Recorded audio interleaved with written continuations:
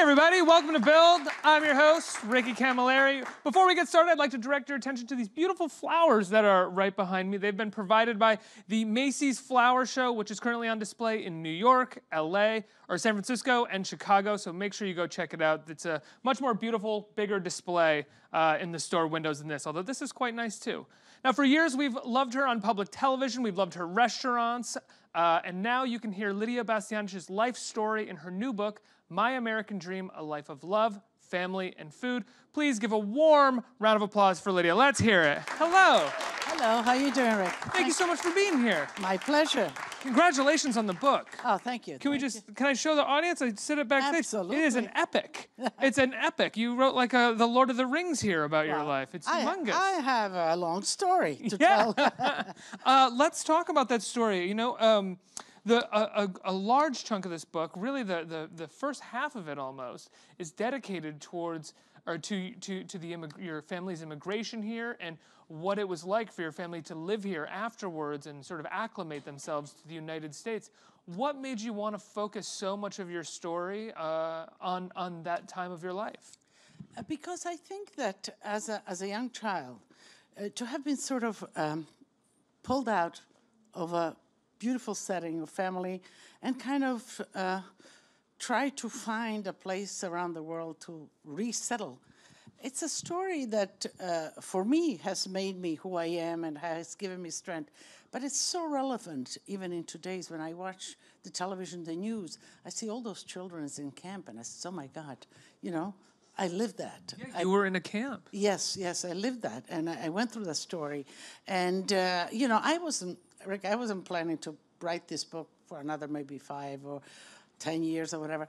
And, yeah, but along the way, I always wrote little excerpts, you know, whatever I remembered, I would put it in a computer. And then, of course, I got to talking with my daughter, who actually helped me a lot with the research. My mother, who's 97, who also had her say, and, of course, the family. But also, you know, with the publishers, Knopf, and says, Lidia, this is the time. You got to get that story done. And so it took us about 2 years to pull it together. What did that 2 years entail? Just you writing and sort of figuring out how you wanted the book to sound? You know, Rick, I tell you, to write about oneself, for me, was very difficult. You know, I can write beautifully about recipes. I can tell you a story. While I write the recipe, I can tell that story. But to put it all about in one book about Lidia, I found it difficult. So I did have my daughter, Tanya Manuali, help me a lot. She's a Renaissance art historian, so good researcher, and I did have help from a writer. And I said, you know, I need you guys to position me. And what had happened is that between the two of them, they almost made like a backbone of this story for me. Oh. And then within that, a chronological backbone. And then within that, you know, I put my emotions. I put that moment. Lidia, how did you feel here? Lidia, what happened there? And then I just poured it all out. I loved it because I was kind of focusing on that moment, and I relived it all. And I just wrote and wrote and wrote and wrote. And they told me, don't worry about punctuations. Don't worry about anything. Just write. Yeah. We will clean it up for you. And that's exactly what happened. What was it like going back through that period of time where you were so young and you were with your family and you were in refugee camps and then you were coming over here and, you know, that whole section of the story ends with you finally getting your citizenship, right? Or your naturalization. Yeah, becoming an American. It's a beautiful ending. But what was it like just remembering that period of time and going through it and writing about it? It was a time, you know, a lot of times I think back and you think it was a hard time, a sorrowful time, and then it was a beautiful time.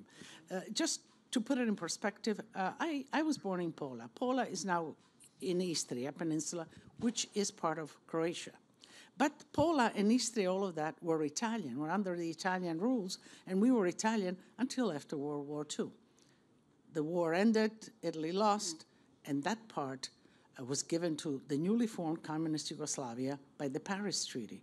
And we were caught behind. I was just born at the time. There was a big exodus of Italians from Istria. 350,000 Italians exited Istria, went back into Italy, went into the world, and so on. That exodus is a story in itself, and I described some of it in it. But I was just born at that time. It was 1947.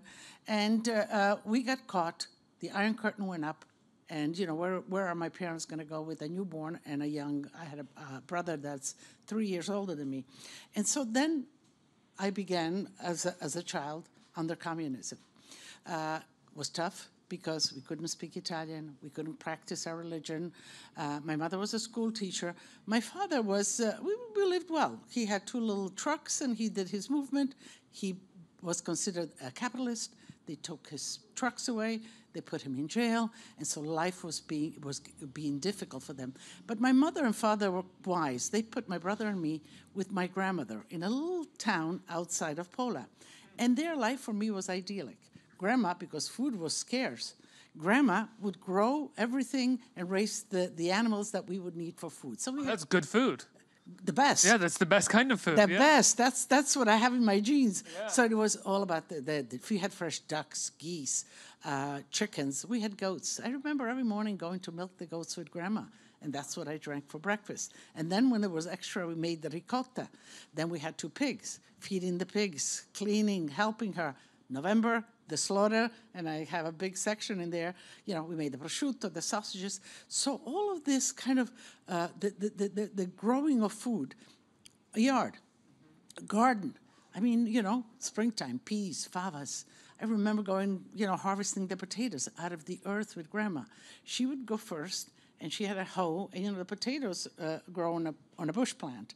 And on the roots, the tuber attached, so she would kind of go with the hoe, pull it out, and take the big potatoes. I was in the back with a little basket collecting all the little potatoes that were left in the ground. So you didn't want to waste them. But my recollection of that is that the potatoes, when I still remember it, I still feel it, were still warm in my hand. And so the food that I ate, we made olive oil. The olive oil's fresh with freshly made bread. That is my reference library to food and to flavors that made me who I am as a chef. Now, when you started your first restaurant, you and your husband started your first restaurant. I think was it in 71? 71. 71. Did you have an awareness that you were kind of going back to the roots of your life, that food was in your blood, or was that something that you ended up noticing later? Later, and many times I put this question to myself, Lidia. Where does this passion come from? Yeah, that's what. Yeah. Where? So I had all those flavors instilled because, as a child, you collect all the information, whether smells and whatever, and I kept on filing all those flavors. Now, Rick, when my parents decided that they needed to get out of communist Yugoslavia, they didn't give us a visa. They didn't let the whole family go. So my mother, my brother, and I went to visit an aunt that we had in Trieste, which was Italy. And my father had to remain as a hostage. Ultimately, after 3 weeks, he escaped and caught up with us. But his escape was literally over the barbed wire. The dogs were running after him. They shot at him. And he finally caught up with us in Trieste at this great aunt's house because part of the family was under Italy, part of it was under Yugoslavia. And when he finally came, then I realized we're not going back. But I wasn't told. As children, you're not told, everything because children spill the beans. And so I think that, I realized I didn't say goodbye to my grandmother. I didn't say goodbye to my friends. An unfinished business. And food was my way of continuing that communication. I would cook the smells that I remember for Grandma. I would look for all of this rosemary, big bushes of rosemary. As a little girl, we used to play hide and seek in those, and I would smell from rosemary all day. And all of these flavors remained in me. And food became for me the communicator, the umbilical cord to the Grandma and the place that I left behind. And I've been connected with food ever since, and I connect with food. You say in your book, you talk about your experience with your father not being able to. He didn't really learn the language when you immigrated, and he had a hard time. You say the nuances of American life he just couldn't get used to. Yes, my father was. My mother was in her 40s, early 40s. My father was 10 years older, so he was in his early 50s, and he had a difficult time. My mother learned English pretty well. Now we all came here. We didn't speak a word of English, so as kids, children, within a year we were speaking English. My mother slowly behind. My father always remained nostalgic. And I see, you know, I still feel for him, and I still kind of get kind of my throat when I think about it, that, you know, now I'm a mother and a grandmother. How does a mother and a father, where do they find the courage to take two young children somewhere that they don't know where, they have no job, they have no home, they don't know anybody? I wonder a lot of times how he must have felt. Did he feel like he was, you know, he didn't do the right thing, or did he feel that he was kind of, you know, when he was doing really well, they took everything away, and I think he never recovered from that, and he was always nostalgic, and yeah, he was, and That's true. You talk about how you would sit around the dinner table and kind of share stories about Etria, or excuse me, where you're from.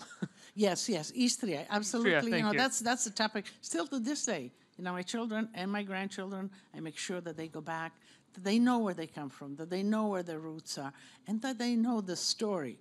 That, you know, life, that it's not always easy, and you have to work hard, and you have to work your way, and you have to be resilient, and you have to make it happen. But I think, you know, that part of my success is really also my mother and my father. I wanted them to know so much that what they did, what they sacrificed, was worth it, because my brother ultimately got a PhD in electronic engineering. I did my thing with food, and so they brought their children to a very, very good life, to, you know, freedom of speech, of religion, of everything. And I think that our hard work was evermore to tell them, you did the right thing, you know, even though sometimes I think they questioned it.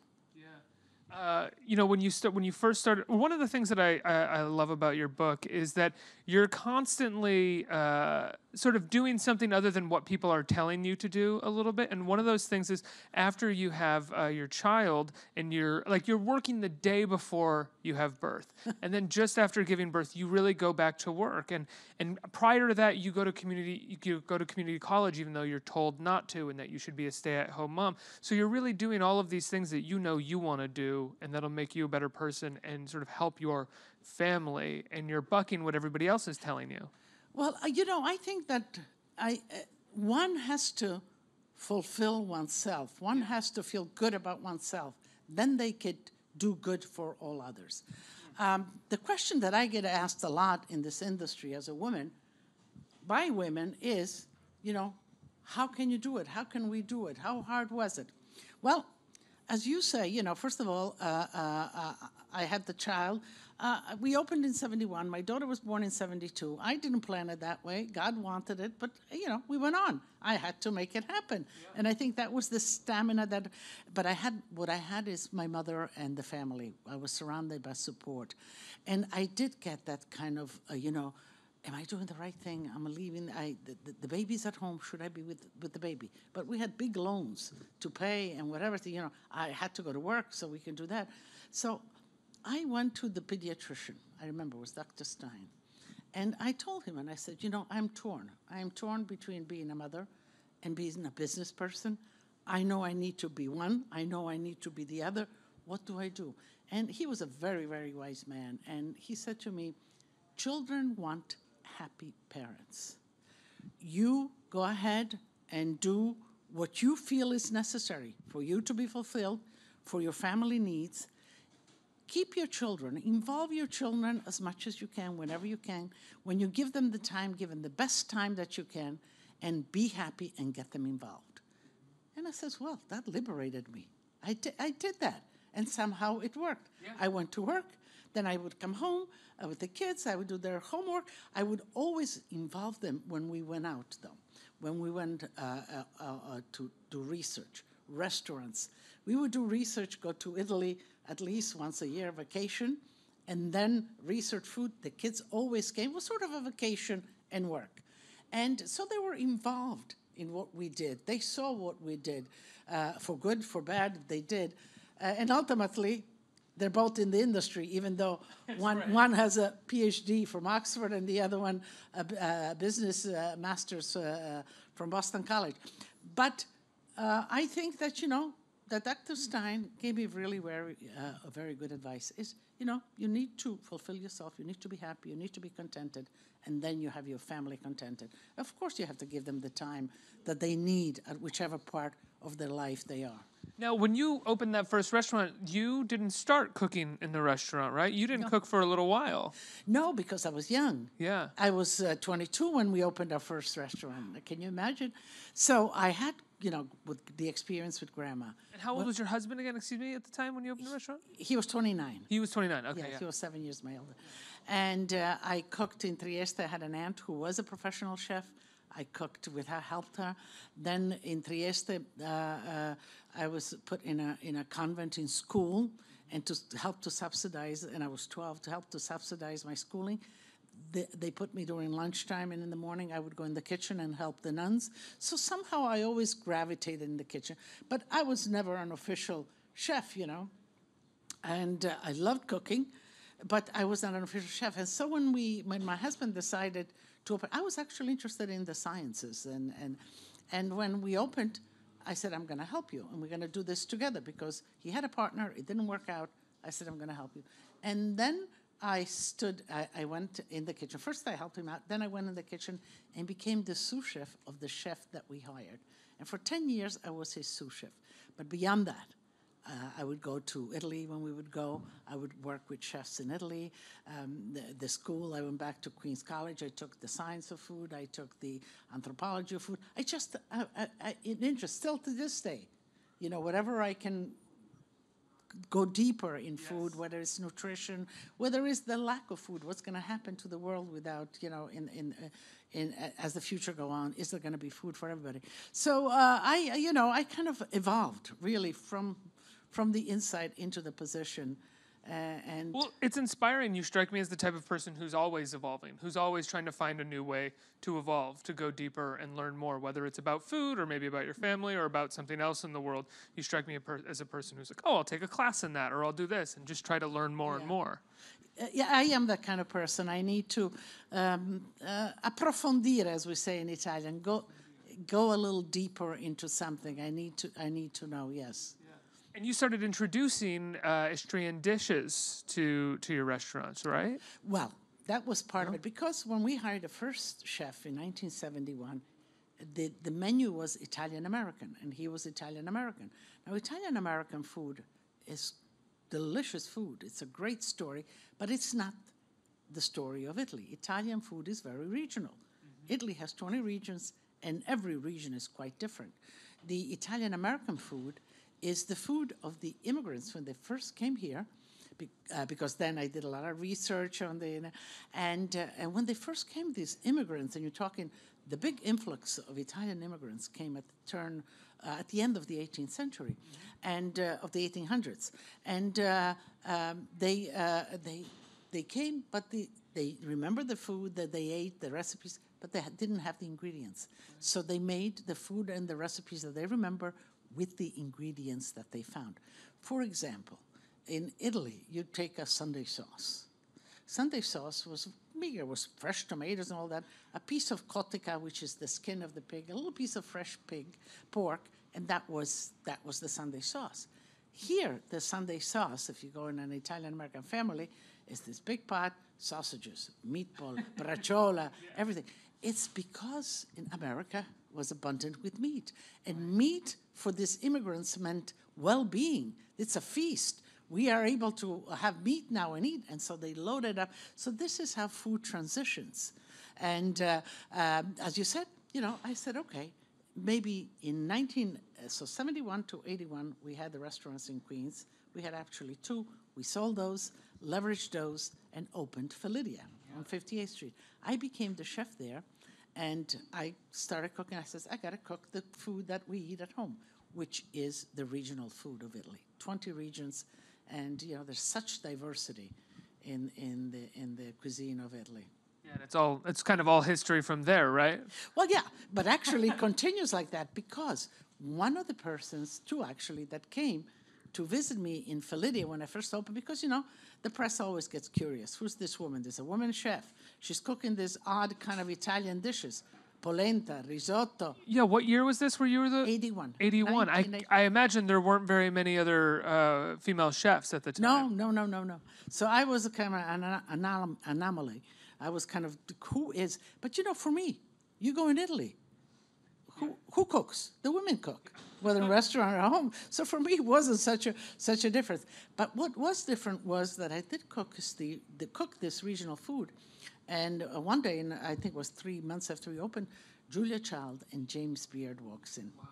And so they loved it. We talked. They came back a few times. Julia got enamored with the risotto. So she wanted a lesson on how to cook risotto with mushroom. She came to my house. We became friends. She ultimately invites me on her show, the Master Chef series. And that's how the producer says, Lydia, you're pretty good. How about your own show? And so on, how my life evolves and the opportunities that I had along the way. Did you ever find when you became the chef in '81 and you were sort of running the kitchen? Did you ever find that it took the men by surprise who were working underneath you in the kitchen? Yes. Yeah, but of course. Yeah, it kind of when somebody new would come with something, they said, okay, do an interview with the chef. I says, you are interviewing with the chef, and things like that. It did, but it just didn't. And then, what was interesting, when you begin to get involved in the city happenings, and so the events, at that time was André Saltner, Rachoud, all these French with the toques, all the big events. And I was always curious. I wanted to be part of the city, a food event, a fundraising event. And inevitably, I was the only woman, and I was Italian, so I had a double kind of cross on me. But, as I say today, even to the women, I stuck to my profession. I wanted to be the best that I could, and I did the best that I could, and I wanted respect, and I just went on. I forged ahead. Yeah. They became the best of friends. And, when we did those events, at the end, you kind of gather, they all came and ate my food, because it was kind of mother's food. Let's get some questions from our audience. Who has a question? I have a question. Sure. Hi. So what's next for you? You have cooking show, cookbook, restaurants, vineyards. What's next on the list for you? This is one great thing about America. When first I came, and then just the opportunities, one after another. If you really are passionate about something, it's not that I planned my life this way, I'm going to be here and here, but the opportunities came along. So where are we going next? First, I think I'm very grateful that my children, even though they grew up in the industry, they were always at the restaurant, we ate our dinner, they went home with grandma. My mother's 97, she still lives with me, and with the kids, yeah. I always used to tell them, this is not what you want to do. We're in America, you have the opportunity, you want to get an education, and you want to get a real American job. Now, I didn't know what a real American job was, but that's what they did. They got the schools and went on and started their careers, and they slowly then came back into, because they felt that maybe this industry best express who they are and whatever. But not only that, then I thought about it, they were always there with us at the restaurants. Yeah. When we went to do research, they were always there. So they were absorbing all of this. Italy, I went every region up and down because, I didn't know all the recipes. I had to teach myself, continue to apprehend new recipes. And they were all along with me. And so they slowly came back, first one and then the other.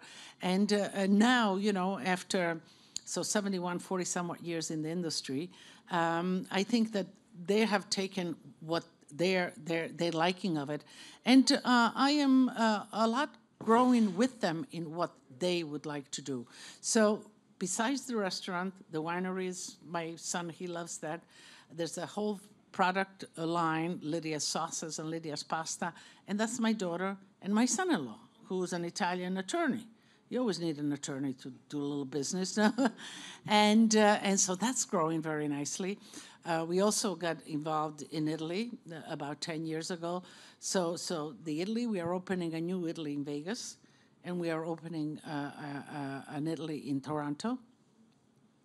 I'm collaborating with my daughter since my daughter's in the books with me. She does the production company. We produce our own shows, so all the research and the contracts and the sponsors. That's big jobs, you know what I mean?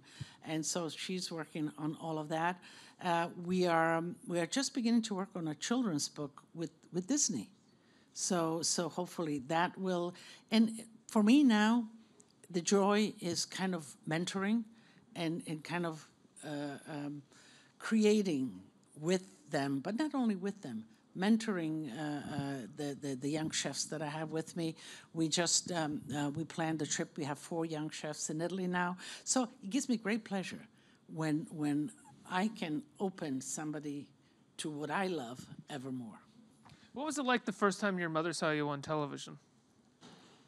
She's been one of those great supporters all the time. She comes on television with me. She's a ham more than I am. Yeah, no. The first time you did it, I mean, I imagine, you know, an immigrant coming to this country, the first time they even probably get a television set, it's a pretty big deal. But then to have their child suddenly on that television set. Yeah, I don't remember exactly, but yes, it was. It's a whole process of growth. She's extremely proud, and even now, I think this morning I was on the Today Show. Yeah. So she said, "Wake me up, make sure I get to see you," and so it's great pride for her, yeah. But it is, you know, for all of us, the family, it's more than pride. It's kind of an appreciation to when you don't have, and you are, especially I'm looking as a child, and you're a child and you're kind of pulled out like a plant out of this dirt. Then you put a little bit in that, but you don't really grow roots there. And so you feel very unstable. When am I going to get a home? So, you know, coming here, I knew that I was 12 years old. I knew that this is where I'm going to really set roots, because if not here, there's nowhere else. And these are the opportunities and that, you know, the whole family really appreciates. And I make sure that my grandchildren, I gave them all. The book is dedicated to them. I have 5 grandchildren, and I got the galleys, and I wanted the galleys, and I sent each one of them the galleys about a month ago. And I said, for Easter, we're going to be all together. I want you to read it thoroughly because we are going to discuss it. And we did to some extent. I think we have time for one more question right here. Hi. I was wondering, do you see any changes with the Italian cuisine, especially how we see it here in New York and possibly in other places as well? Well, yes. You know, cuisine from any part of the world is in constant evolution. It's a slow evolution. It doesn't change as fast as this new cuisine movements happen, you know, like the nouvelle and the micro, the foam cuisine. This is very fast movement forward, but cuisine does change. As far as the Italian cuisine, the main steps that I saw here in America, first of all, is the Italian-American cuisine. And after the Italian-American cuisine came the whole wave of Northern Italian cuisine. So the Italian-American cuisine was the immigrants. The Northern Italian cuisine was after the war, whatever, these professionals, waiters, chefs that work on ships and remained in the States and ultimately opened a restaurant. And they said, okay, we need to make a cuisine that doesn't have the tomato and the garlic of the southern cuisine. So they dubbed it all as the Northern Italian cuisine. And that's a cuisine that has more butter, has, you know, whiter creams, risottos.